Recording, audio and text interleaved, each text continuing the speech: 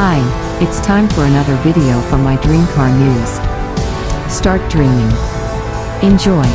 Here's a full-length documentary about the Formula One designer, Gordon Murray, and his superlative new supercar, the GMA T50.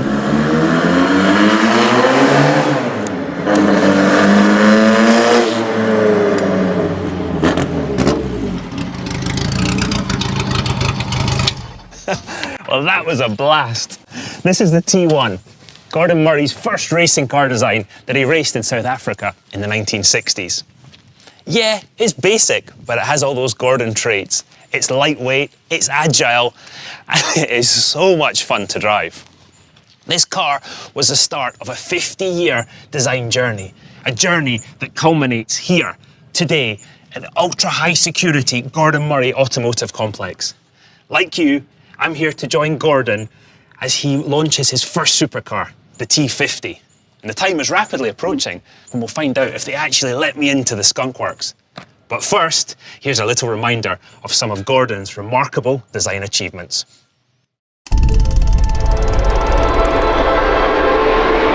Every now and again, there is a designer who absolutely has a real single-minded vision.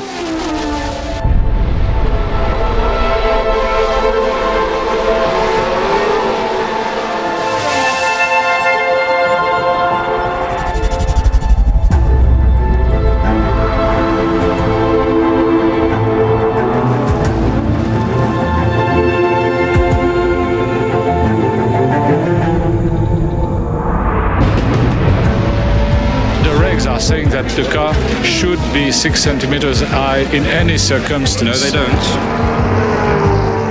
They're bad losers, basically. And Gordon looked at it laterally. He thought, well, if you've got a triangular-shaped engine, why not have a triangular-shaped tub? So much of Formula One is about the designer, that clever interpretation of a rule. The fan car was born out of necessity. Bernie made the drivers qualify on full tanks because he didn't want to be too fast. Had a fan on the back of it. I remember Colin Chapman immediately saying it was illegal. I did the sums and I had to do them several times because I couldn't believe the downforce.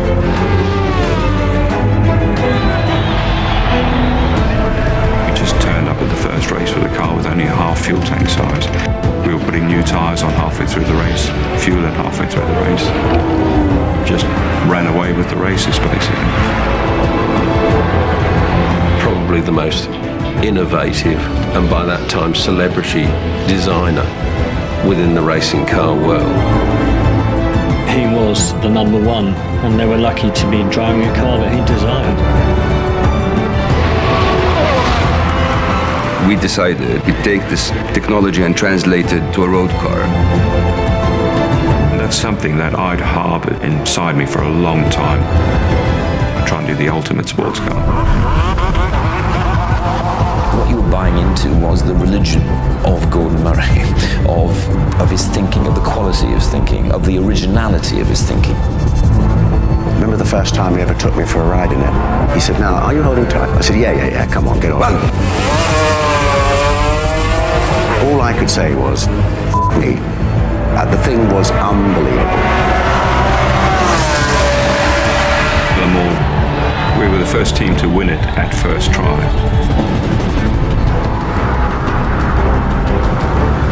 What I love is his simplicity and elegance, and that is absolutely the way that Gordon thinks. Oh, fabulous. And a lot of that history is contained in this building. So let's see if they let us in yet. Hello. Hello.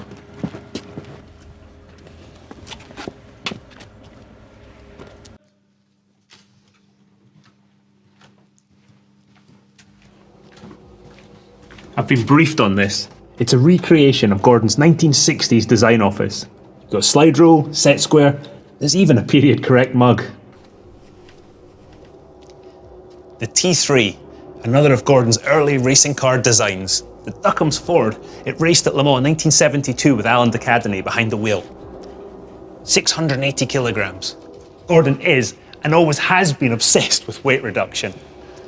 This is another of his 1972 designs, the T4. It weighs a scarcely believable 280 kilograms. I've got motorbikes that weigh more than this car. A lot of you will recognize this, the T21, better known as the Rocket. Lightweight again, Spartan, and the most pure driving experience you can have on the road. The Brabham years have been covered as well.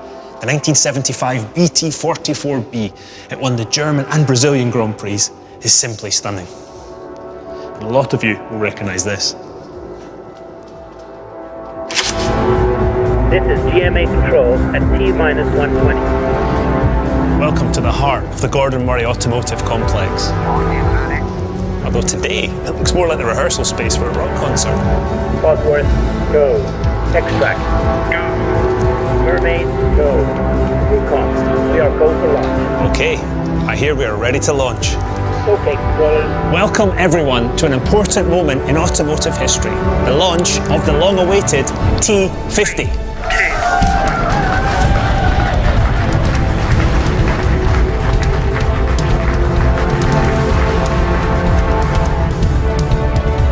There's no question that the T50 is my ultimate car design.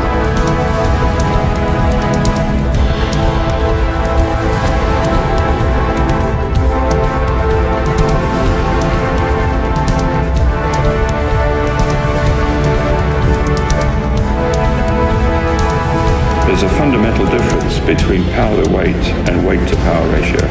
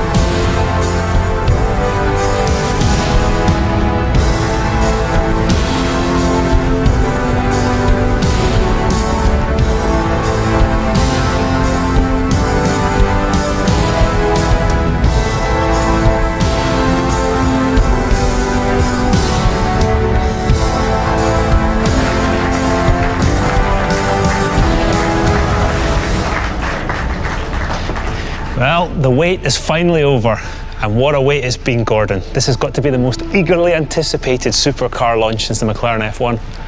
Yeah, this one I'm 100% happy with. The styling I've always enjoyed just as much as the engineering design, and for me, proportions and actual balance in the shape is what it's all about. You know, I've always loved cars that are clean and pure, and the tools we've got available now to design these things with, this one we've nailed. But the first thing I thought when I saw it was pure. No wings, no little widget, nothing. It's just, it's beauty. It's a pure, beautiful car. Yeah, I mean, really, I think we've got this one absolutely spot on. And it's not just the style, it's the size of the thing. If you think about this has got 3 grown-ups in it, a V12, really good luggage space, and it's the footprint of a Porsche Boxster. And that's important to me as well. So when you're driving it, you can move round and you can play in your own lane. You're not taking up the whole road. Yeah, I don't do big cars. I don't do heavy cars and I don't do big cars. Speaking about weight, 980 kilos all up. What lengths you're famous for your weight saving. What lengths did you go to get this car down to 980 kilos? Well, the only way you can, I mean, we did a little bit of a survey, and the average supercar is over 1,400 kilos these days. And, you know, this was always going to be under 1,000 kilos, come hell or high water. The only way you get there is absolute focus, and not just on the overall design and engineering, but actually every single detail. That's the first element. The second element is you need to be in a company that doesn't have committees and layers of management, because you're never going to get a light, focused car. So those two combined together really give you something like this. I mean, most things as they get older, cars, as you say, we've seen them getting bigger and like, you know, get a bit of a middle-age spread as you go along, but you've almost just, you've just shaved it even closer now, haven't you? It's just, it's more focused than before. Well, don't forget though, I had 20 years in Formula One, and for me, car design is packaging. And boy, 20 years in Formula One, that's a good learning ground. So just shrink wrapping a beautiful shape around the basic elements in the car is something I really love doing. It took my breath away when I saw it. Yeah, good. Let's have a look. Just watch yourself on the turntable. Let's get the guys to move this around, and let's have a look at the business end at the back.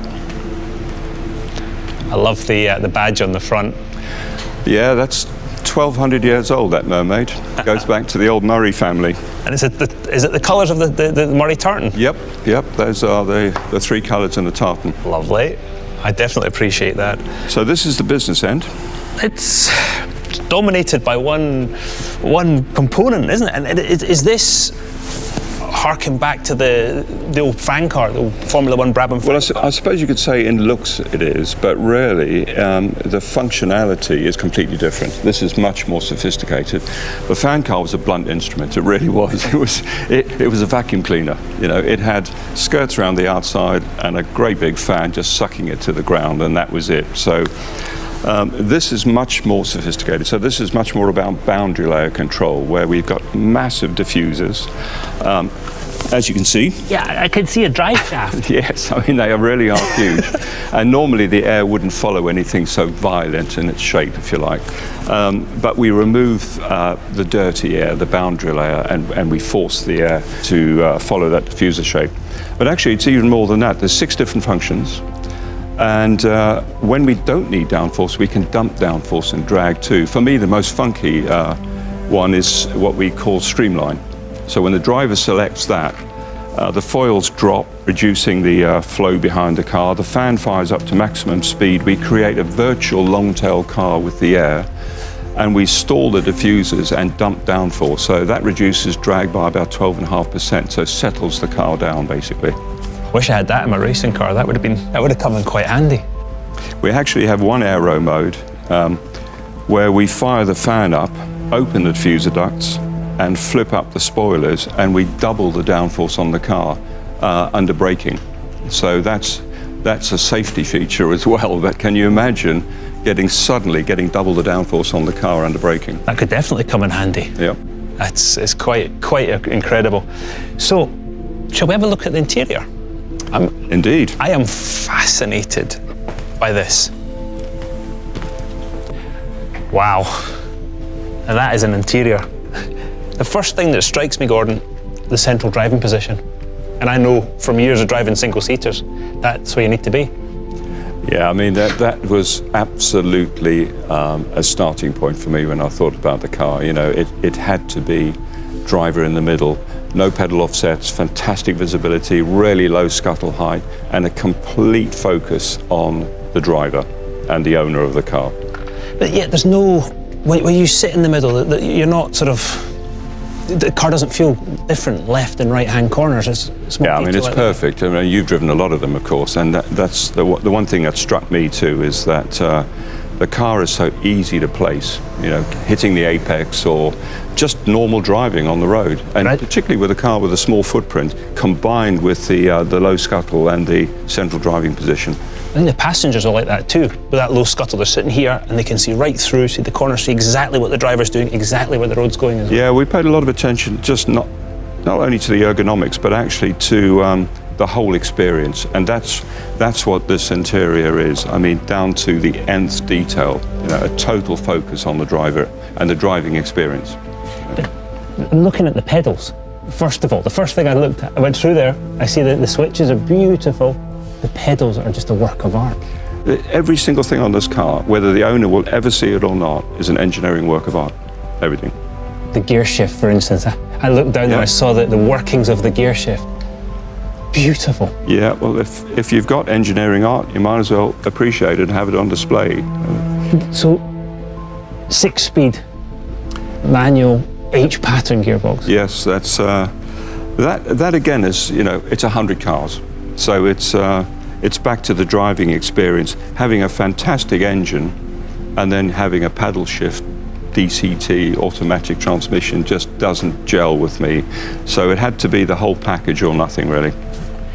You've got a mixture between the old and the new on the dashboard. You've got these beautiful screens and then this traditional, lovely, old analog rev counter. Yeah, I just couldn't help myself. You know, I wanted it to look like a watch face, you know, so there's no plastic in this car at all. Everything is aluminium, machined from solid, including the rev counter, even the needles machined from solid.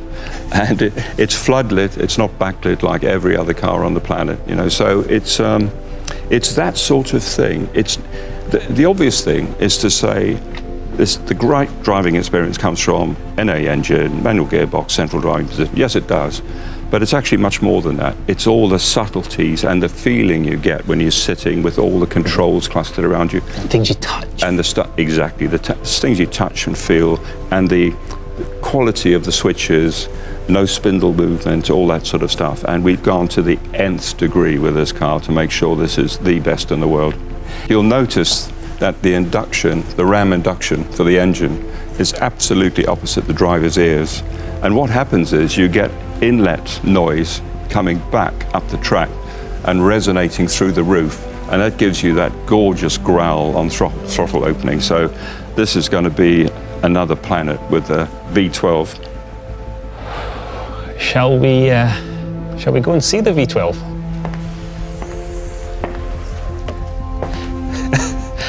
Gordon, this is a work of art. It's absolutely stunning. Yeah, well, this was right from day one. This was going to have to be a V12, and it was going to have to be normally aspirated. But it's a V12, but it's tiny. It's beautifully sculpted. There's no fat on it at all. Yeah, I mean, Cosworth have done an amazing job. When we sat down to spec the engine, it wasn't just about the performance, and of course it breaks all sorts of records with performance, but it was also about the packaging, the size, and even the look of the engine. You know, the detail again had to be something really beautiful. And this is a key point. I mean, any engine is a key point of the driving experience. And I presume most of your sort of focus on this has really been to give you that pure driving experience. Yeah, the sort of targets I had for Cosworth were obviously power and revs. This is the world's highest revving road car engine ever at 12,100.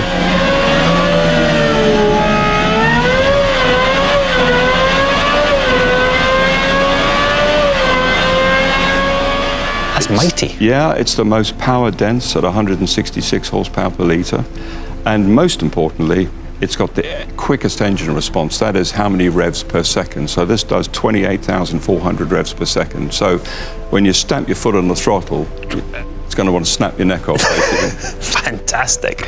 And it's all mated to this beautiful X-Track gearbox. Yeah, they've done a great job too. Both, I have to say, both X-Track and Cosworth have been brilliant to work with, you know, sitting down and talking about the conceptual design rather than the actual design, and what we wanted from a weight and a compactness point of view. And once again, that is the lightest supercar gearbox ever done. Because let's be honest, your reputation precedes you, and you push people to do things that haven't been done before. So for you to say that about them, that's a big pat on the back for them. Yeah, this engine breaks new ground in so many different ways, and it's, for me, this is the greatest V12 ever made, and it's probably likely to be the last great V12. But it's going to be a shame to bury it away in the car. Well, you see, what we've done, we've got the whole back end of the car opens in 2 gull-wing doors. So all this engineering is on display. The engine cover? Yep. Oh, fabulous. That is cool. So if you put this tremendous thing into that wonderful car, you're going to get the ultimate driving experience, aren't you, Gordon? Well, that's what we're aiming for, driving perfection. And I do not doubt you're going to achieve it. Like all of you, I cannot wait to drive this car. Gordon, thank you so much for your time today. Thank you everybody for joining us. Goodbye.